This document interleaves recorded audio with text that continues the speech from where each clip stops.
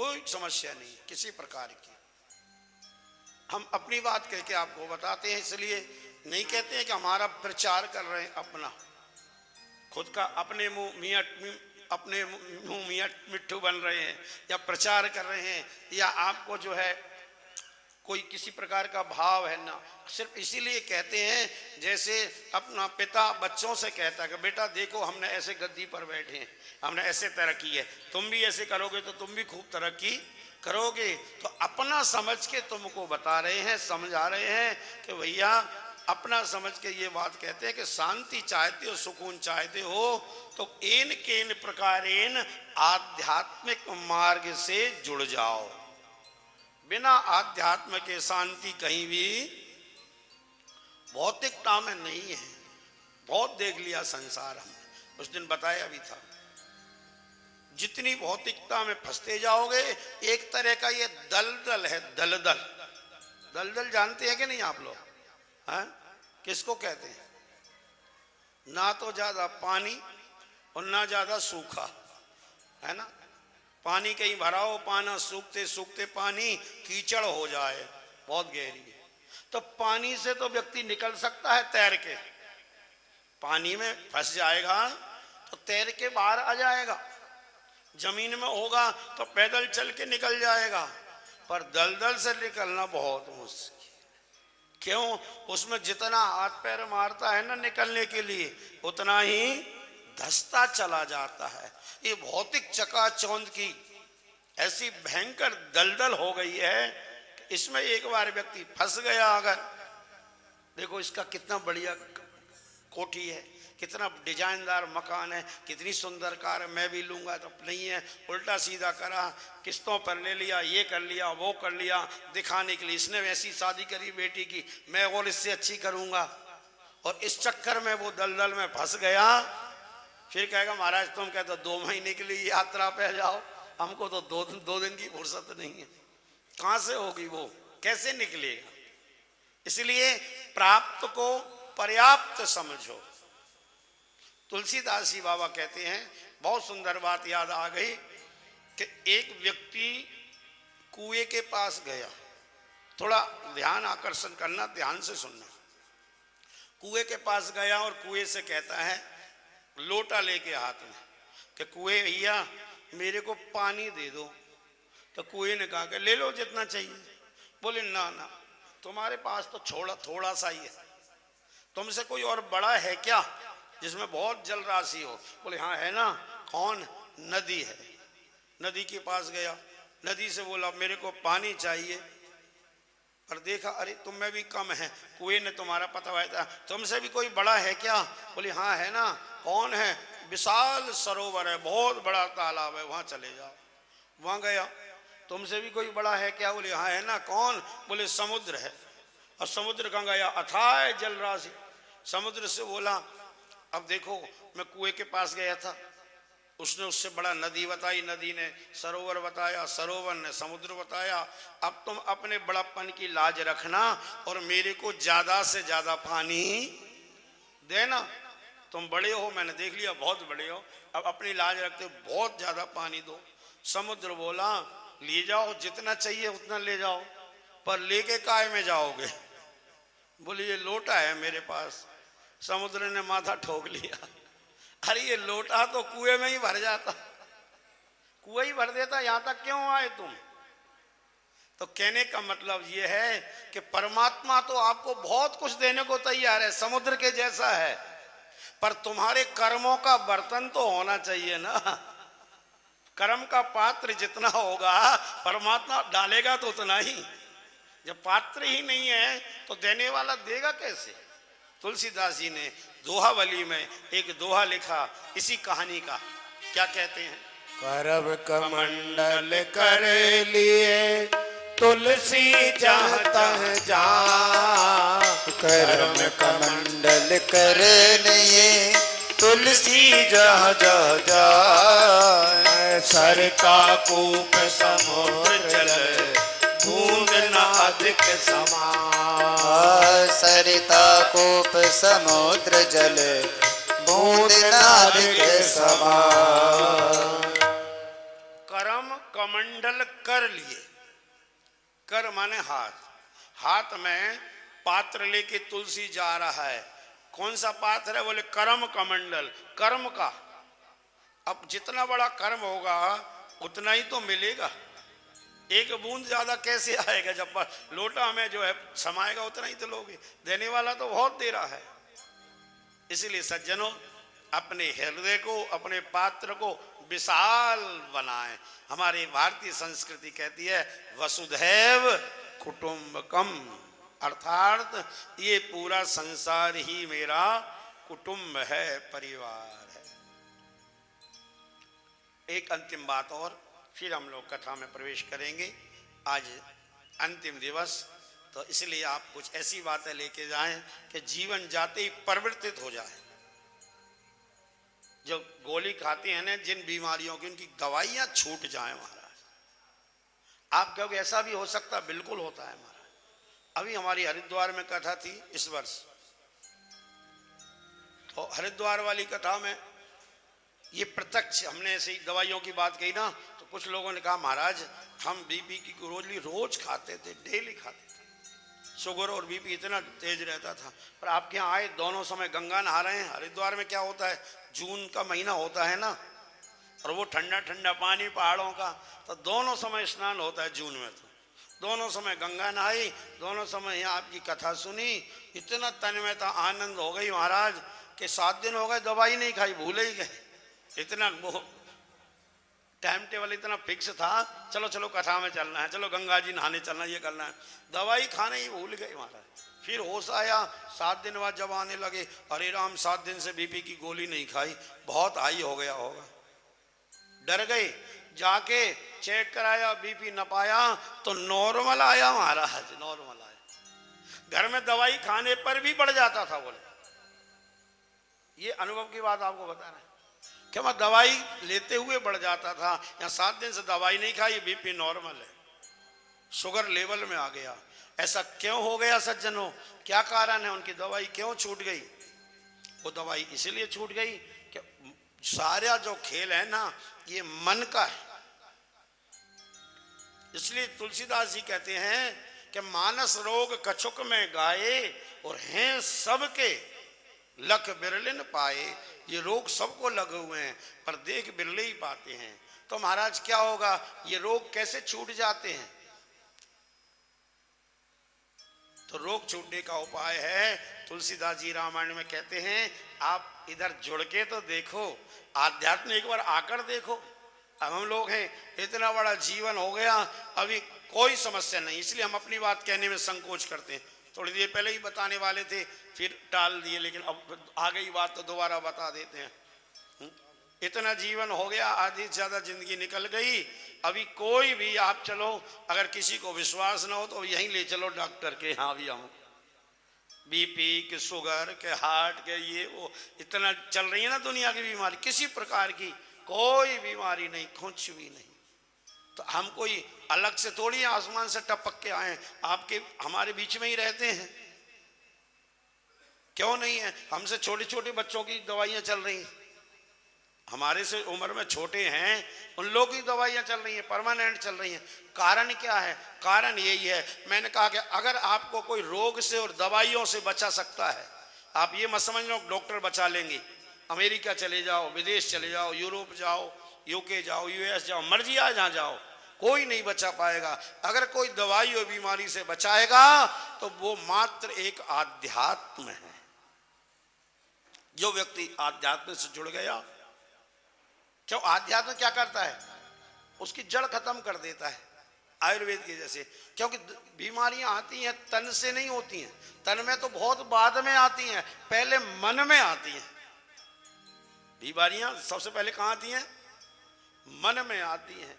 मन अशांत हुआ, मन टेंशन, मन डिप्रेशन आया, फिर मन के द्वारा तन में आती है। और आध्यात्म क्या करता है?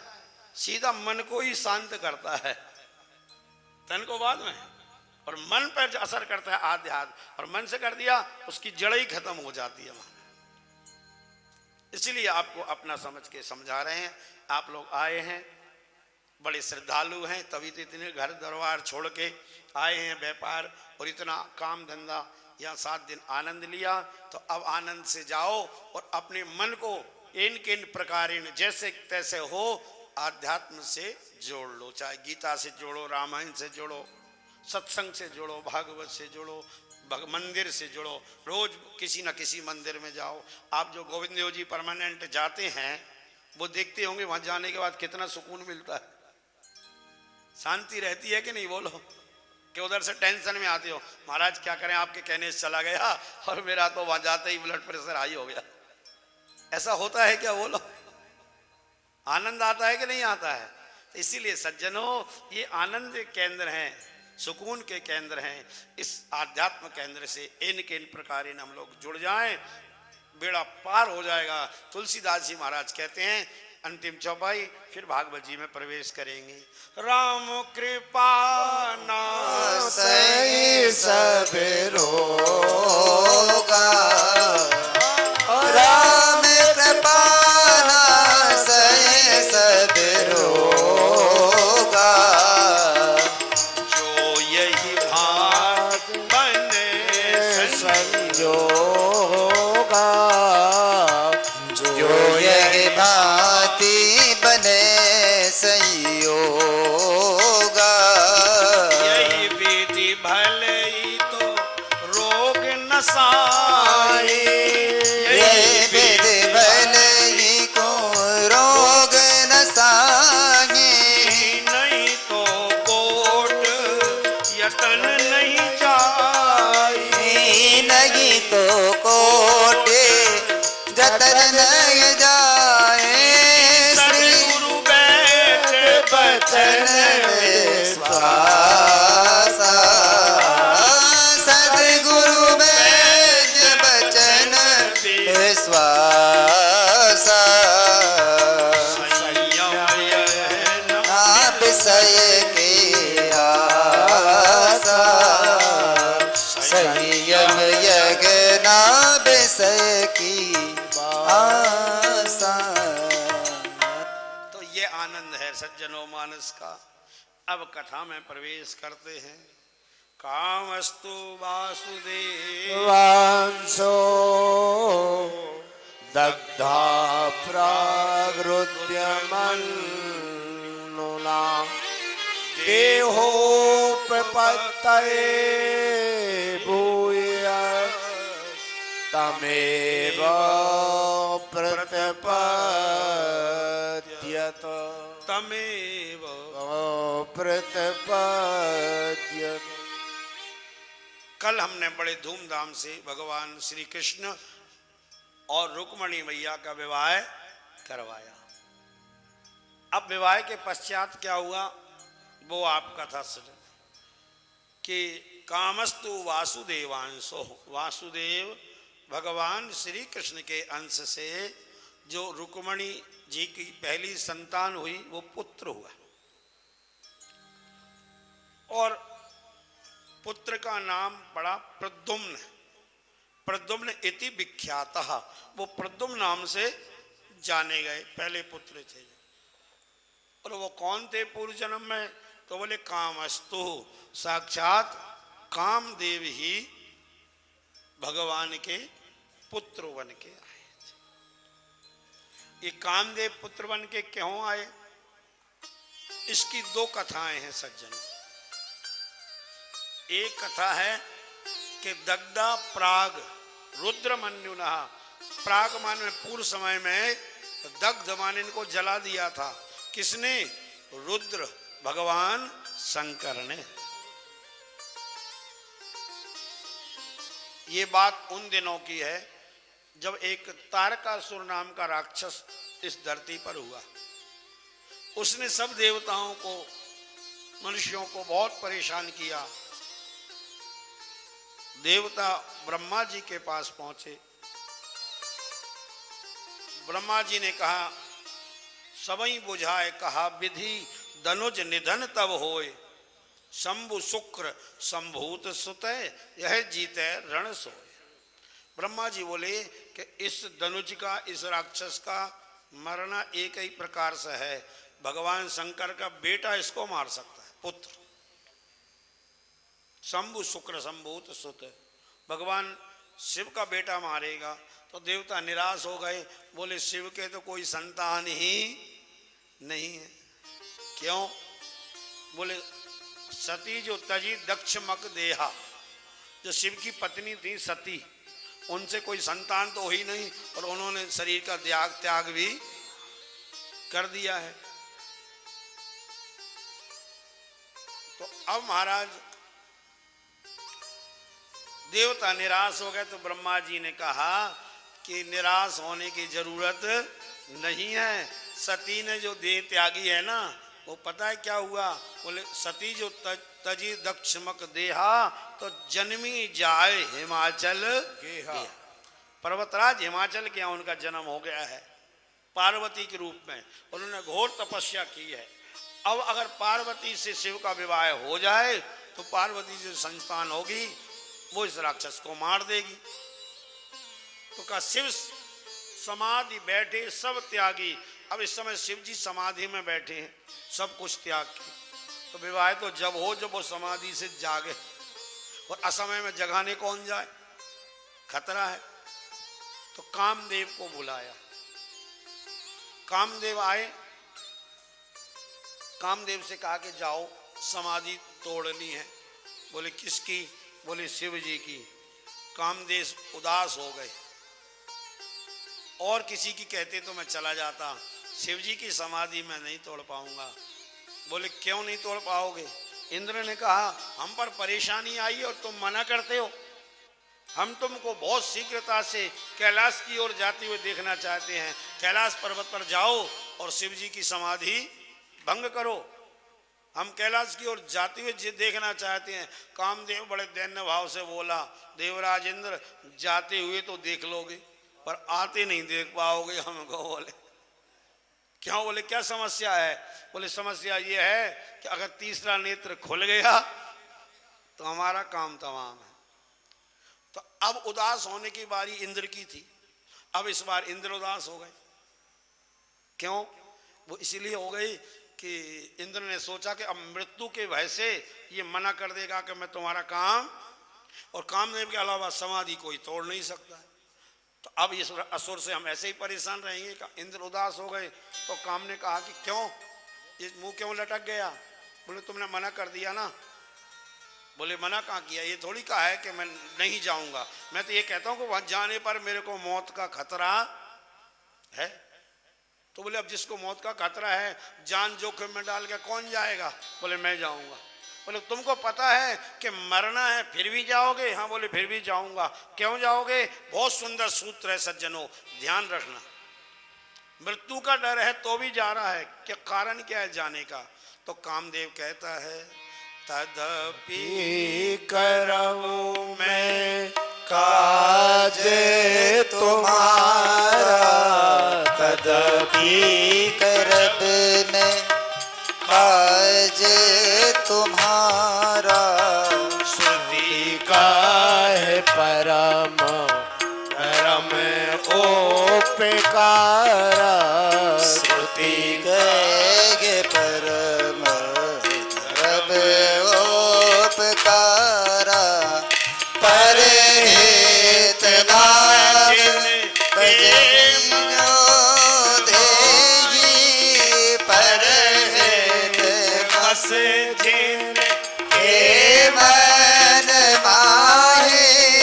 तिन काहू जग दौर लब कछुनाए, बिन काह जग दौर लब कछुनाए।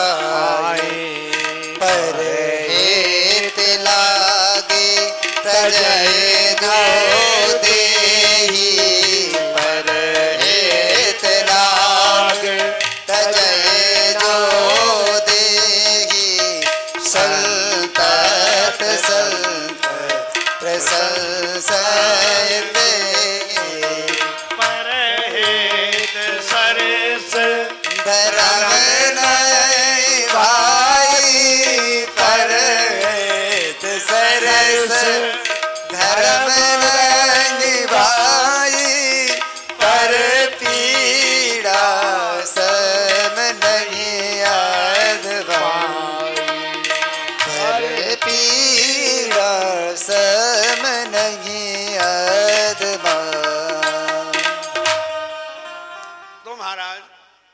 4 चौपाइयों ने गायन किया और सबका सार ये है कि कामदेव कहते हैं कि परहित सरस धर्म नहीं। ये मैं जो जा रहा हूं अपने लिए थोड़ी तुम्हारे लिए जा रहा हूं, ये परोपकार हुआ।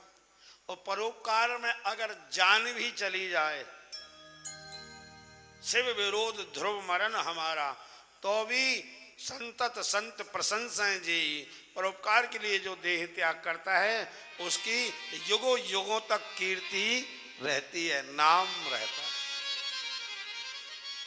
अपने अपने लिए तो सभी जीते हैं, अकेले ही जो खा खा कर सदा गुजरान करते हैं, यूं भरने को तो दुनिया में पशु भी पेट भरते हैं। पथिक जो बांट कर खाए उसे इंसान कहते हैं। इंसान वो है जो दूसरों के लिए जिए। जीना तो है उसी का जिसने ये राज जाना, है काम आदमी का औरों के काम, है काम आदमी का औरों के, जो किसी के काम आ जाए उसे इंसान कहते हैं। और हम चाहते हैं कोई हमारे काम आ जाए और हम किसी के। आज का मन स्वार्थी हो गया है, और स्वार्थी नहीं, हमको परमार्थी बनना है। परमार्थ क्या है? हम कहते हैं कि आध्यात्म और परमार्थ यही है कि दूसरों के बारे में सोचना ये परमार्थ है, और अपने अपने लिए ही सोचना ये स्वार्थ है। स्वार्थ से समस्याएं बढ़ती हैं और परमार्थ से समस्याएं सुलझती हैं। आज के मनुष्य पर समस्याएं इसीलिए ज़्यादा आ गई हैं कि आज का इंसान स्वार्थी ज़्यादा हो गया, किसी के बारे में नहीं सोचता जरा सा। अस्तु, तो कामदेव ने कहा कि मैं जाऊंगा। अब काम गए तो क्या हुआ? यद्यपि कैलाश पर बहुत सुंदर सुंदर पेड़ थे, बरगद का कितना सुंदर पेड़ है, उसी के नीचे भोले बाबा बैठ के कथा सुनाते हैं मैया पार्वती को। अनेक अनेक वृक्ष हैं, लेकिन कामदेव जाके कहाँ छुपे? आम में। लिखा है वहां, सौरभ पल्लव मदन बिलो का। सौरभ माने आम के पत्तों में छिपे काम। क्यों? बोले काम छिपा आम में। कारण इसलिए कि काम जो है ना एक विकार है। काम क्रोध लोभ ये क्या है? विकार, बुराइयां। और जो विकार होते हैं ना ये आम में ही आते हैं, खास में आ ही नहीं सकते, इनकी हिम्मत ही नहीं है इतनी। ये तो आम को ही पकड़ते हैं, आम में ही विकार आए, खास में नहीं आ सकते। इसलिए गीता में गोविंद ने कहा है, इंद्रियाणि मनोबुद्धि, तीसरे अध्याय में लिखा हुआ है, इंद्रियाणि मनोबुद्धि अस्य अधिष्ठान उच्यते। ये काम क्रोध लोभ को जो रहने के स्थान है वो कौन है? काम क्रोध इंद्रियों में रहते हैं, मन में रहते हैं, बुद्धि में रहते हैं, आत्मा में नहीं बताया गोविंद ने। क्यों? कि आत्मा खास है और ये मन बुद्धि चित्त इंद्रियां ये आम है। तो आम में कोई बात, इसलिए देखो पेड़ का भी नाम दिया तुलसीदास जी ने, क्या मतलब उससे दिया? काम को बिठाया आम पर तुलसीदास जी ने। और भोले बाबा को कहाँ बिठाया? जब सती माता परीक्षा लेने गई ना तो कहती हैं कि तुम जाओ परीक्षा लेने, हम यहीं बैठे हैं। तो फिर भोले बाबा आम के नीचे नहीं बैठे, यद्यपि दंडकारण्य में भी बहुत पेड़ थे, काम बैठा आम में। और भोले बाबा कहाँ बैठे? भोले बाबा से सती से कहा तुम जाओ, हम यहीं बैठे। बोले कहाँ बैठे हो? बोले जब लग तुम आयो मोय पाही, तब लग बैठ रहूं बट छाई। मैं बरगद के नीचे बैठा हूं और काम आम के नीचे।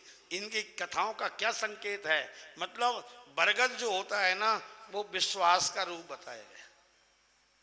आम साधारणता का प्रतीक है, बरगद विश्वास का प्रतीक है। मानस में लिखा है बटु विश्वास अचल निज धर्म। माने भोले बाबा बरगद का नाम लेके हमको बताते हैं कि सती जी तुमको विश्वास नहीं है कि ये भगवान है, हमको तो पूरा विश्वास है। कैसे पता चले? बोले हम इस बट के नीचे बैठे हैं ना, विश्वास की छाया में हम हैं। तो बड़े सुंदर सुंदर भाव हैं। कामदेव गया भगवान की समाधि, बस तो अपने काम में सफल तो हो गया।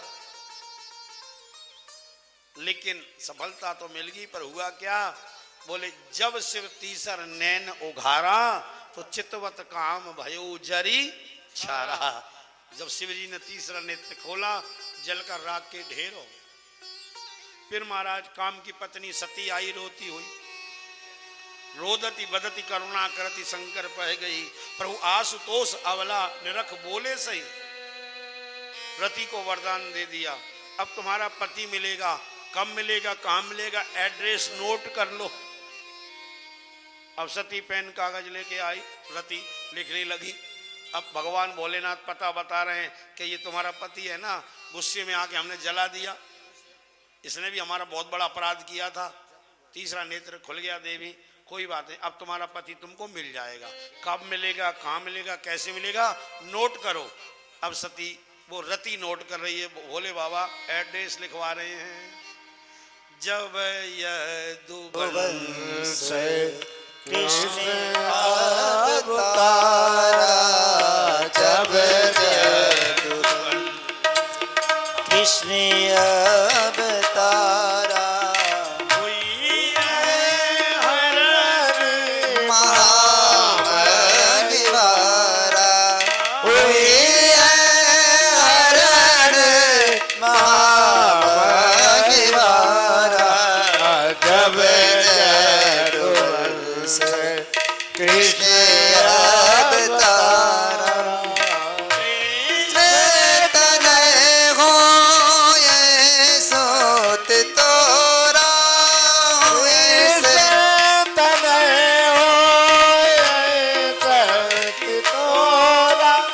बचन अन्यथा होए न मोरा, बचन अन्यथा होए न मोरा।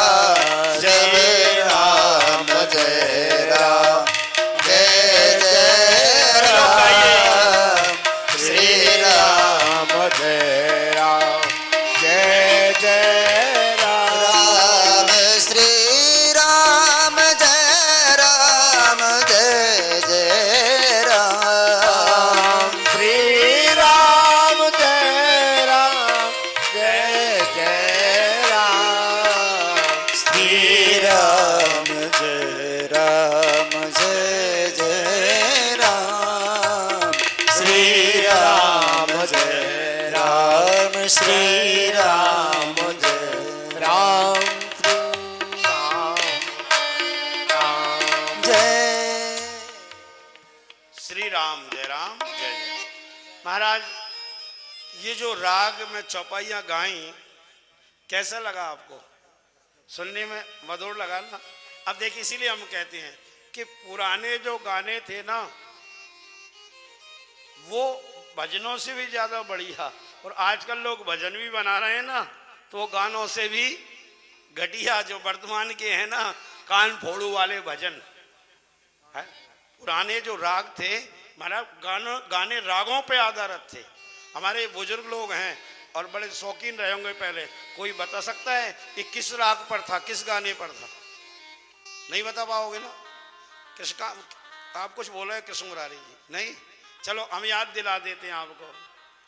अजी रूठ करके कहाँ जाइए, अजी रूठ कर कहाँ जाइएगा, जहाँ जाइएगा हमें पाइएगा। हसी रूठ कर कहाँ जाइएगा। महाराज अब समझ में आया क्या? बहुत से बुजुर्गों को आ गया होगा। तो पुराने जो राग हैं इनमें बहुत आनंद है हमारा, बहुत आनंद है। अस्तु, तो कामदेव की पत्नी रति को बाबा ने एड्रेस नोट कराया कि जब यदुवंश कृष्ण अवतारा, जब यदुवंश में भगवान मेरे प्रभु श्री राम जी का राम कृष्ण अवतार होगा, कृष्ण अवतार लेंगे तो क्या होगा?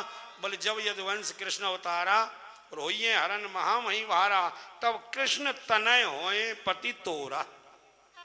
फिर उन कृष्ण का जो बेटा होगा वो बेटा और कोई नहीं, तेरा पति ही होगा। और तू बनेगी मायावती।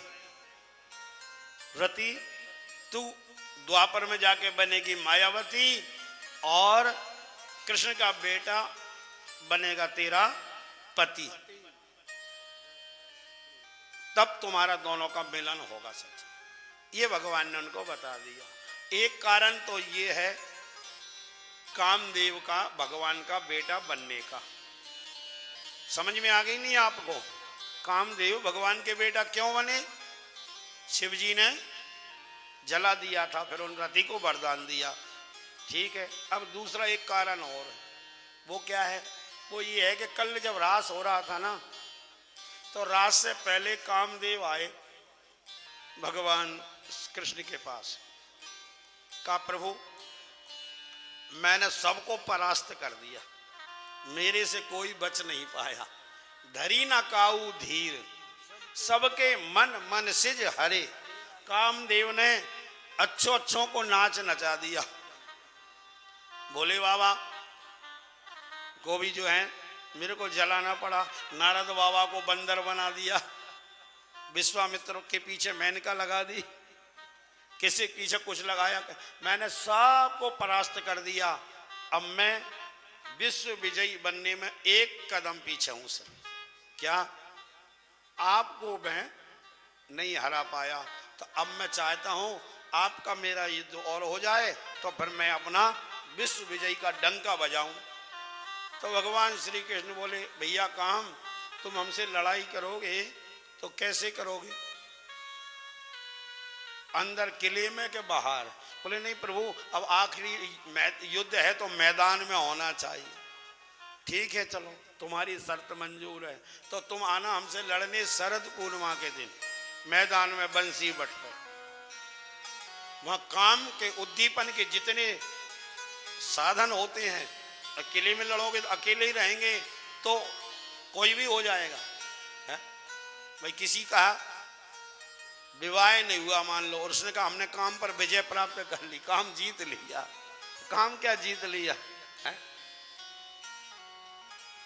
अब विवाह भी हो गया, बच्चे भी हो गए हैं, परिवार भी। अब आपने क्या किया, बच्चे हो गए उनको काम धंधा सौंप के, अब आप वृंदावन में अपना कुटिया बना के दोनों पति पत्नी आराम से भजन कर रहे हो, और काम पर पूर्ण नियंत्रण है, पूरा संयम है। अब जो भोगना था वो भोग लिया, अब तो अपने कुटिया वृंदावन में हरिद्वार में है और आराम से नियम संयम से रह के भजन आप कर रहे हो, तो वो है काम को जीतना।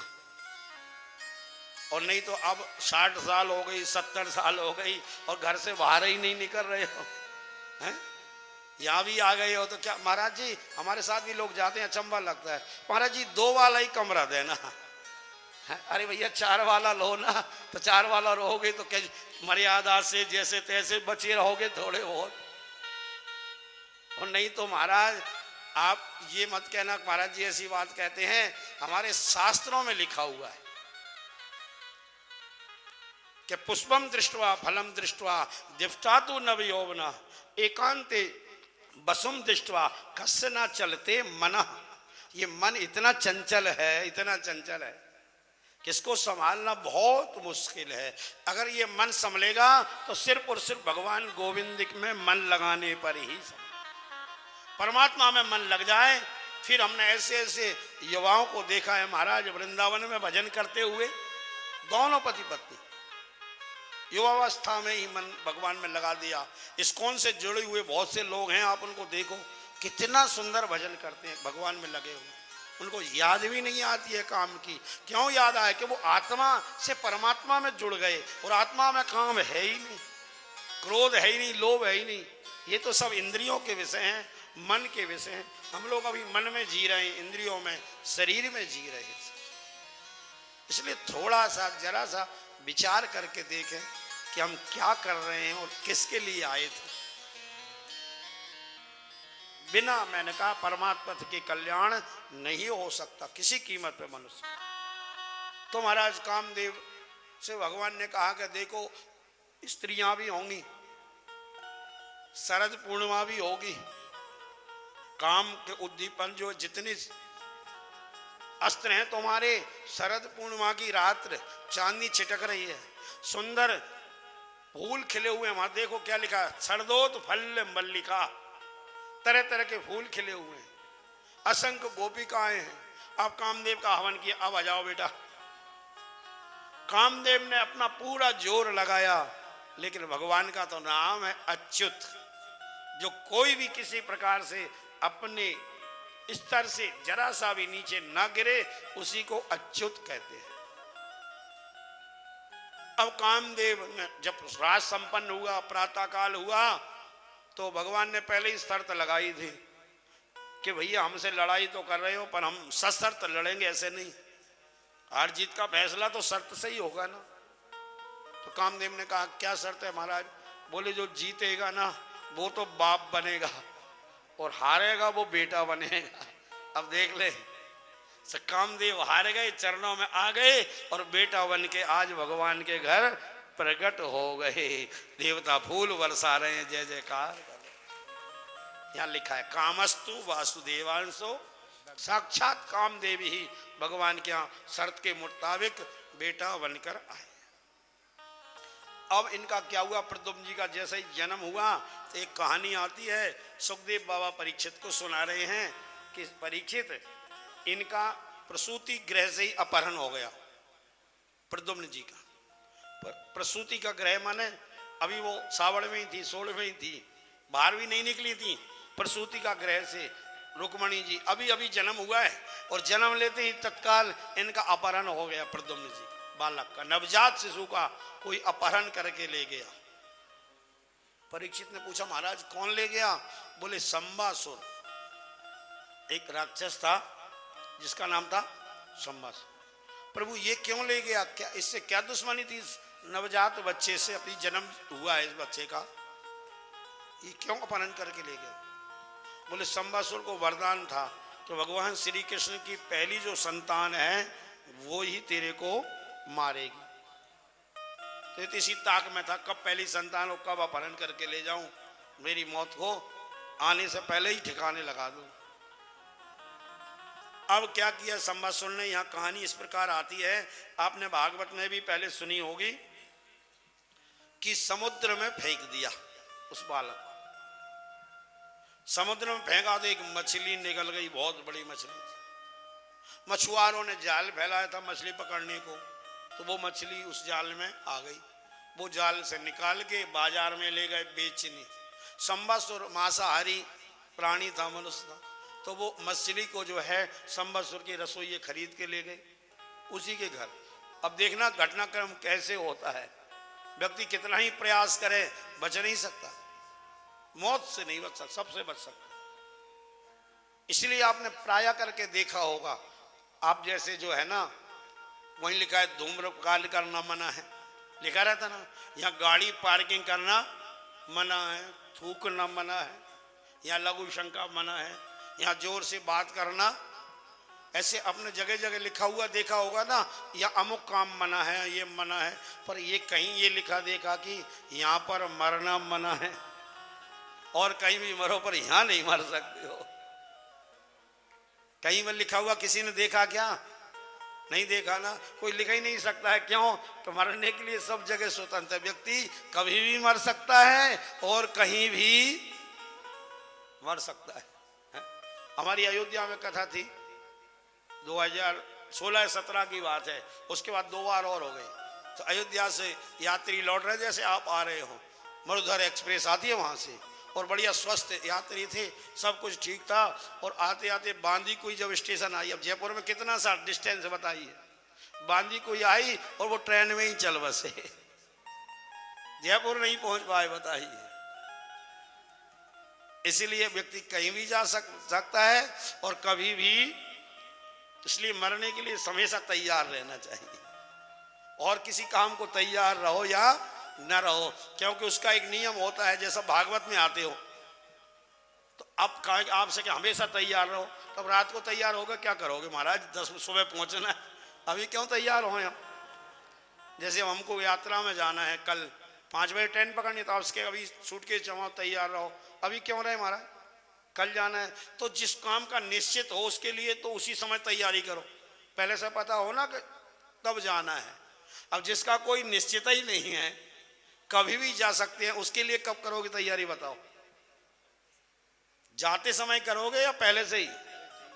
तो इसीलिए हर तैयारी को आप टाल दो, पर मृत्यु की तैयारी तो हमेशा होना। अभी भी इस समय भी अगर आ जाए यमराज तो हंसते हंसते आ जाओ, चलो ले चलो, क्या दिक्कत, हम तो तैयार बैठे हैं ना। इसीलिए एक शायर ने लिखा, अजल के नाम से गाफिल तेरा दिल क्यों दहलता है। दहलना माने डरना है ना, अजल माने मौत। अजल के नाम से गाफिल तेरा दिल क्यों दहलता है, मुसाफिर रोज जाते हैं ये रास्ता खूब चलता है। मुसाफिर रोज जाते हैं ये रास्ता खूब चलता है। तो डरने वाले ने भी उत्तर दिया, वो कहता है अजल के नाम से गाफिल मेरा दिल यूं दहलता है, मुसाफिर रोज जाते हैं पर नहीं कोई साथ चलता है। मुसाफिर रोज जाते हैं नहीं कोई साथ चलता है। ये रास्ता ऐसा विकट है कि इसमें कोई साथ नहीं देता है। क्या पति और क्या पत्नी और क्या बच्चे और क्या बूढ़े परिवार वाले, कोई साथ नहीं जाता है सज्जन। आप कहोगे ना महाराज कैसी बात करते हो, हमारी पत्नी तो बहुत प्रेम करती है, अगर मैं मर गया तो पीछे से मेरे पीछे ही सती हो जाएगी है। मेरे माँ बाप इतना प्रेम करते हैं कि मेरे वियोग में धाड़े मार मार के प्राण ही छोड़ देंगे। आज तक किसी को किसी के ऊपर मरते हुए देखा है क्या? है? कोई नहीं जाता है भैया, कोई नहीं जाता है। इस मार्ग में अकेले ही चलना पड़ता है। इसलिए तैयारी भी अपनी खुद की खुद ही रखो। तो साथ जाने वाले तो फिर भी ऐसे होते हैं, अभी आप जाओगे तो पैकिंग दूसरा कर लेगा, तैयारी भैया मैं एक काम जा रहा हूँ तुम तैयारी कर लेना। तो और सफर जितना है उसकी तैयारी कोई भी कर सकता है, लेकिन सज्जनों ध्यान रखो आज अंतिम समय है, मौत की तैयारी तो खुद को ही करना पड़ेगी। मौत को सुधारना हो तो खुद अपने तैयार रहो, अलर्ट रहो। और मौत की तैयारी क्या है? और कुछ भी नहीं है, बस एक तैयारी है कि उसमें तो रास्ते में पूंजी होना चाहिए। देखो आप भोजन की सफर में जाओ तो भोजन ले जाओ मत ले जाओ, पैसा होगा तो बाजार से खरीद लोगे।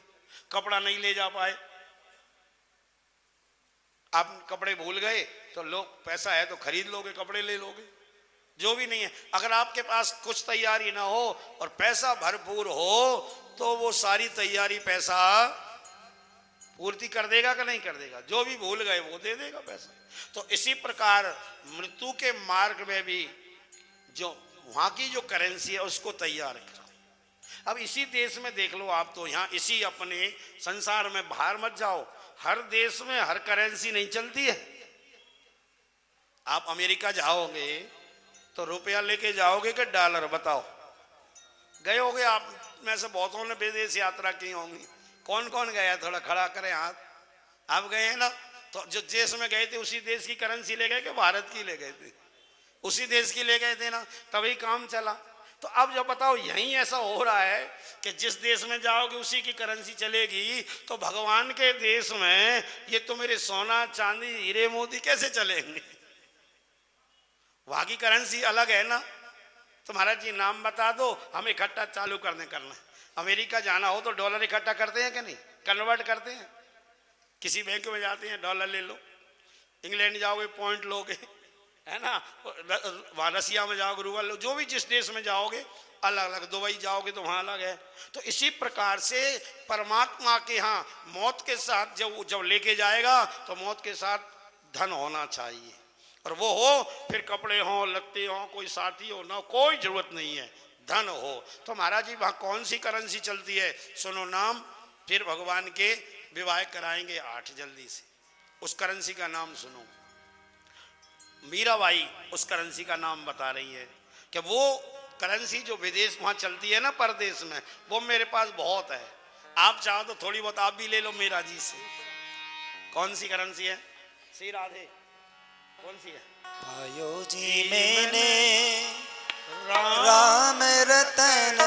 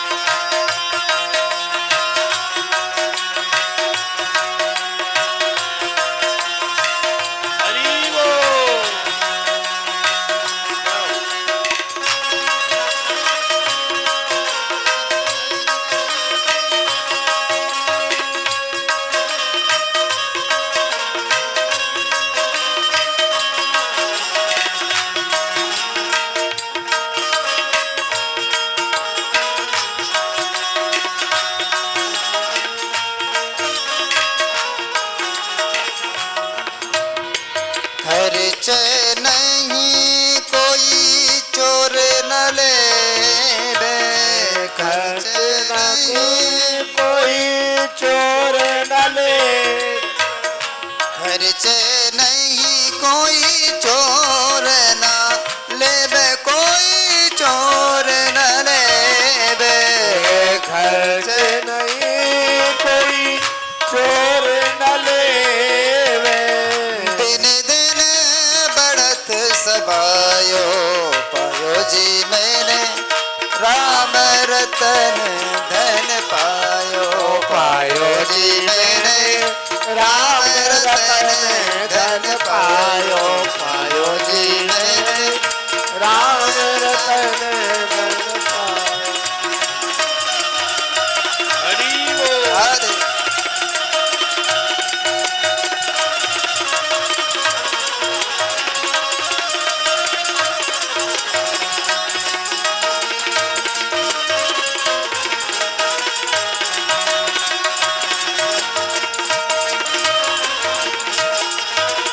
जन्म जन्म की पूंजी पाए, जन्म जन्म की पूंजी पाई, जन्म जन्म की पूंजी पाए।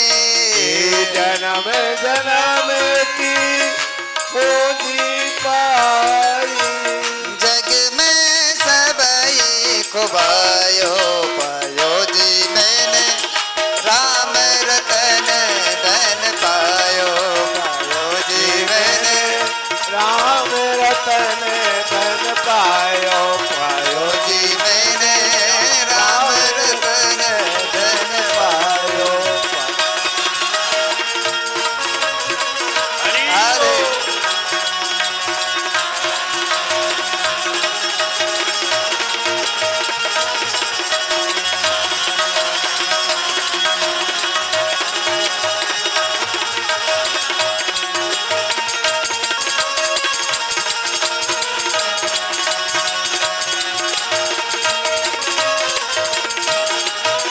सत्य की नाव हे बटिया सद गुरु, सत्य की नाव नाम खेवटिया सदगुरु। अब सागर तर आयो, मीरा के प्रभु गिरधर नागर, मीरा के प्रभु गिरधर नागर। हरख हरख जस गायो पायो जी मैंने, राम रतन धन पायो पायो जी मैंने राम रतन पायो पायो जी मैंने, राम रतन धन, राम रतन धन, राम रतन धन पायो। क्या बात, बहुत सुंदर, बहुत बहुत आशीर्वाद है, बहुत सुंदर, बहुत बढ़िया। तो सज्जनों, उस परमार्थ के पथ पर हमको अगर जाना हो तो ये करेंसी लेके जाना पड़ेगा। और इसके बारे में सभी सयाने एक मत। अभी मीरा का सुनाया, अब कबीरा का सुनो।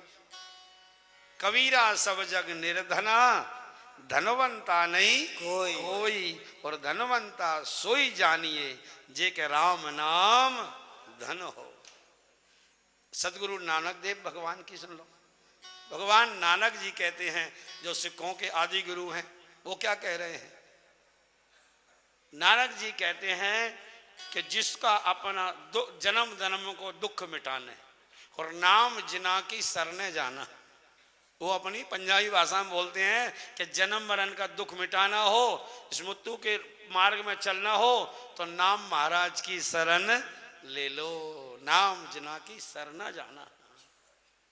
सूरदास महाराज जो भगवान श्री कृष्ण के अनन्य भक्त हैं, भक्त तो अनन्य किसके हैं? कृष्ण के। और कहते क्या हैं? मन तू राम नाम जो रटतो, मन मेरे राम नाम तू रटतो, तो बैकुंठ पैठ में कोई तेरी फेंट न पकड़तो, जो तू राम नाम रटतो। मीराबाई भी यही कहती हैं। भगत में किसकी हूँ? गिरधर गोपाल, मीरा के प्रभु गिरधर नागर। और जप किसका कर रही है? धन कौन सा मिला है? राम नाम का। ऐसा क्यों? वो इसीलिए कि राम नाम कल्प वृक्ष है। ये नहीं है कि कोई राम नाम बोलने वाले कृष्ण के जो भक्त हैं वो राम राम बोलेंगे तो उनकी कृष्ण भक्ति बिगड़ जाएगी। शिव के भक्त हैं, दुर्गा के यहाँ या कोई किसी भी संप्रदाय का हो, कोई हो, राम नाम सबके लिए। उसका मूल कारण यही है कि राम नाम अपने आप में कुछ नहीं देता है। राम नाम सुनो ध्यान से, क्यों जपना चाहिए? मीराबाई क्यों जप रही? नहीं तो कृष्ण की इतनी अनन्य भक्ति, और वो कहती हैं मेरे तो गिरधर गोपाल दूसरे से नाता ही नहीं है मेरा, मैं दूसरे को जानती ही नहीं हूं। आप तो फिर भी मानते होंगे, मीरा तो इतनी कट्टर भगत है कृष्ण की, क्या बोल रही है जरा सुनो कि मेरे तो गिरधर दूसरों, मैं दूसरे को नहीं जानती। अब नहीं जानती हो तो फिर राम राम क्यों बोल रही हो? राम राम का धन आपको मिला है ना, पायो जी मैंने राम राम रतन धन, फिर ऐसे क्यों पाया? सूरदास जी कृष्ण के भक्त हैं, शिव के भक्त हैं, कितने हम, गुरु नानक देव जी उनका पंथ ही अलग है, संप्रदाय अलग है।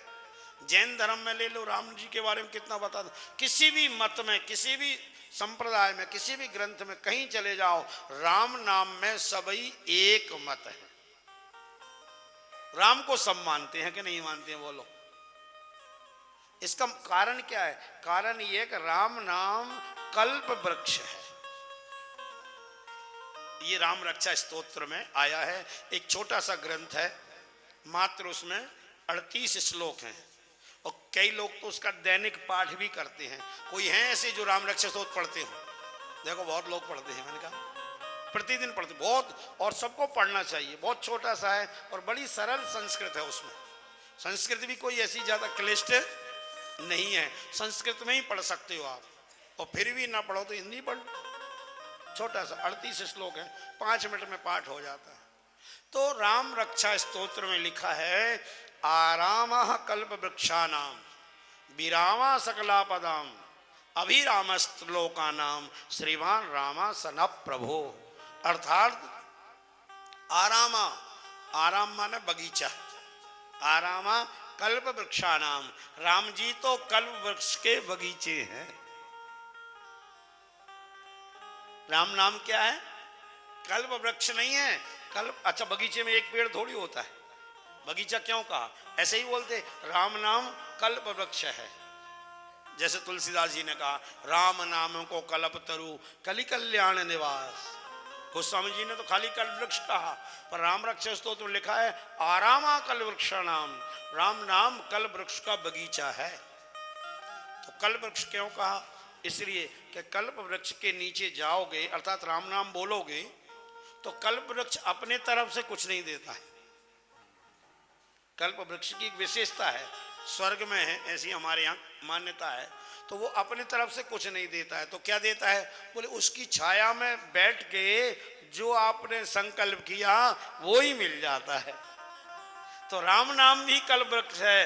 राम नाम बोलते बोलते अगर आपके मन में कृष्ण भक्ति है तो कृष्ण भक्ति बढ़ेगी, शिव के भक्त हैं तो शिव की भक्ति बढ़ेगी, गुरु के भक्त हैं तो गुरु भक्ति बढ़ेगी, राम के भक्त हैं तो राम की भक्ति, हनुमान के हनुमान। तो आपके अंदर जो आप चाहते हैं वो ही आपको मिलेगा। इसलिए सब संत राम नाम की बात करते हैं। मीराबाई राम नाम क्यों जप रही? उनको पता है कि मेरे तो गिरधर गोपाल, दूसरों ना कोई। पर गिरधर गोपाल की भक्ति बढ़ेगी कैसे? कृष्ण राम लेने से इतनी नहीं बढ़ेगी जितनी राम ने। क्यों? कि आपको वैसे मेहनत करने से इतनी वस्तुएं नहीं मिलेंगी। कल वृक्ष के नीचे बैठ जाओ, जाते ही वो वस्तु मिल जाएगी। क्यों? मन में संकल्प किया, आहा सुंदर पलंग आ जाए, तो बाजार जाओगे, पलंग खरीद के लाओगे, फिर बिस्तर होगे तब सोओगे। तो वहां तो आपने सोचा सुंदर पलंग तैयार है, सो जाइए। बढ़िया भोजन, तो आटा दाल इकट्ठा नहीं करनी है, पकाना नहीं है, आपने जो कल्पना की वो थाली आ गई। उसका तो नाम ही है कल्प वृक्ष, कि जो कल्पना करो वो आ जाता है। तो राम नाम कल्प वृक्ष है। आप जो भी कल्पना करेंगे, जिसके भी भक्त होंगे, वो ही भक्ति बढ़ाएगा। बोलिए राम नाम महाराज की। और चूंकि अब राम नाम की चर्चा आई है तो थोड़ी और कर लेते हैं। क्या बुराई है? आज अंतिम दिन है, थोड़ी देर हो जाए तो समस्या तो नहीं है आप लोगों को, है ना? ऐसे नहीं हमारे आयोजकों से शिकायत कर दो कि महाराज तो 2-2 घंटा ज़्यादा लेते हैं, सो अगली बार हमारा नंबर ही ना है। बोले अब ऐसे वक्ता को लाएंगे जो टाइम पे छोड़े, ये तो बहुत परेशान करते हैं महाराज जी। ऐसी शिकायत तो नहीं करोगे ना? अच्छा ठीक है, अब निश्चिंत है। अगर सुन भी रहे होंगे हमारे आयोजक तो जानेंगे भाई पहले ही पूछ लिया था महाराज ने। अब सुनो राम नाम की महिमा। एक व्यक्ति बड़ा उपद्रवी था, तो महाराज किसी संत के पास ले गए उसको। संत ने कहा इसको मेरे पास छोड़ दो। वो रह गया। उसने कहा कि मैं सब कुछ कर सकता हूं पर राम नाम नहीं लूंगा, क्योंकि पापी के मुंह से जल्दी निकलती नहीं है बात। ये तो कहानी है, लंबी है। एक छोटी सी विनोद की बात सुनो कि एक डोकरी थी महाराज, तो वो इतनी जो है संसार में रची पची कि कभी जिंदगी में उसने न दान पुण्य किया न राम नाम कुछ नहीं लिया। अब उसके बच्चे पोते आए थे कथा सुनने, ऐसे हम राम नाम की महिमा बता रहे हैं ना, वो भी सुन के गए। बिल्कुल मरणासन्न पड़ी थी। वो तो उन्होंने कहा ये बढ़िया बता दिया पंडित जी ने, मरते समय अगर इसके नाम लिवा दें दादी से तो इसका भी कल्याण हो जाएगा। तो जोर जोर से चीख के बोले दादी अब तेरी तबीयत खराब है, पता नहीं कब चली जाए, राम राम बोल, राम राम बोल दादी। तो दादी बोले बेटा काई करूं, मेरे तो मुंडा से निकले ही कौन है, मेरे तो बोलो ही कौन जाए बेटा। अरे दादी राम राम बोल, तू इतनी लंबी चौड़ी बात को बोल रही है कि मेरे से कौन बोलो जाए, इतना बोल रही है और इतना सा राम नहीं बोल पा रही। बेटा काई करूं, मेरे से तो बोले ही कौन ही। एक व्यक्ति आया,